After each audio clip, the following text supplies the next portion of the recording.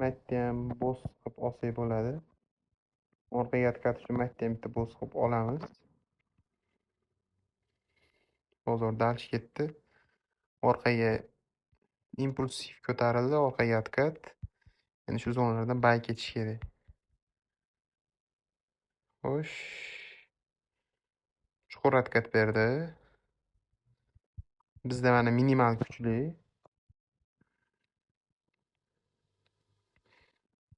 Maksimal kuchsiz. Bozor doim kuchsiz taraf sindiradi.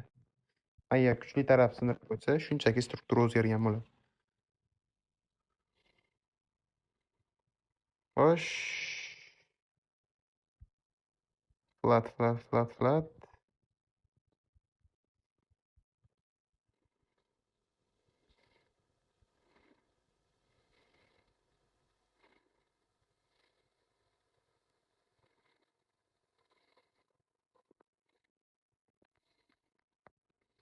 Bozor hali ham bir tomon sindirib o'tmadi, ya'ni yorib o'tmadi. Просто likvidini eshitdi. Likvid mavzusini endi o'tamiz. Bo'ldi, bozor minimumga yechib o'tdi. Ya'ni bozor xarakteri o'zgardi, change of structure. Ya'ni bu yerda cho'chib bo'ldi. Bozor doim maksimalni buzish kerak edi, lekin maksimalni buzmadi. Endi biz nima kutamiz? Orqaga atkatidan sell kutamiz. Ya'ni pastga yurib berish kerak.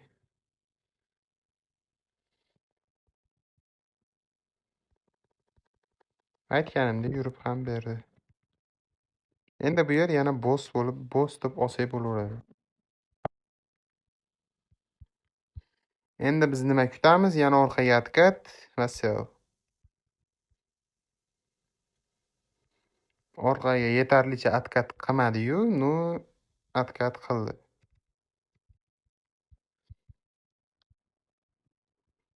Yana qisma atkat va sell. Atkat qo'sh.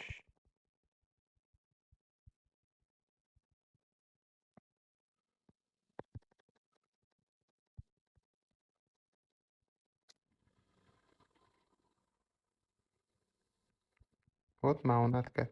Xo'sh, bu yerda inducement vazifasini ham bajargan, u mavzularni endi o'tamiz. Ya'ni bozor orqaga atkat qilib turib, bu yerda qisma atkat qilib yopib turib, bu yerda inducement bo'lishi kerak. Inducementni yechimini minimal tasdiqlab turib, dal sell ketgan. Ya'ni u inducement mavzularni endi o'tamiz. Xo'sh, bu yerda endi boss deb olsak bo'ladi. Yetarlicha atkati ham bor.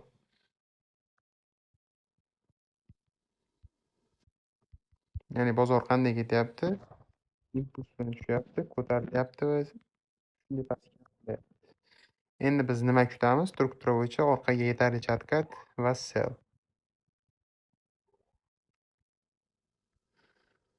Bozor ko'tarildi.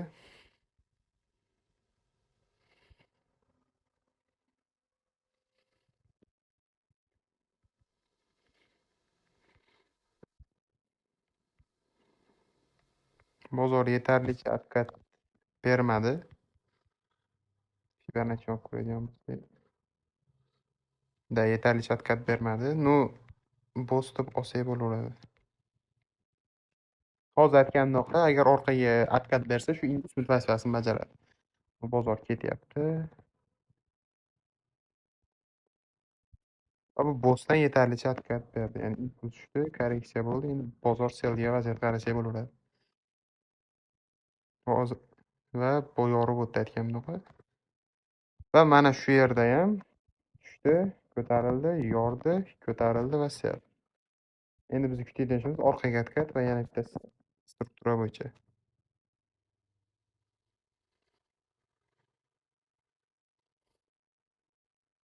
Va yorib o'tdi.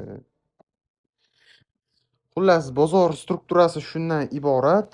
Boss hamda cho'ch oddiygina kuchsiz tarafga savdo qilib ham yaxshigina natija qilib olsa bo'ladi.